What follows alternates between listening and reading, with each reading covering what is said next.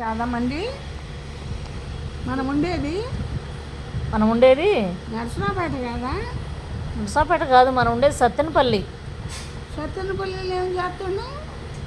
అందుకే ఎవరు కాని రావటంలే మనం అనేవాళ్ళు. ఆహా. ఏంది ఆ. నా మైండ్ పోతుంది. ఆహా. ఇప్పుడు ఎక్కడికి ప్రయాణం అయ్యావు? ఆ? ఎక్కడికి ప్రయాణం అయ్యావు అన్నీ తీసుకొని? ఇంటికి.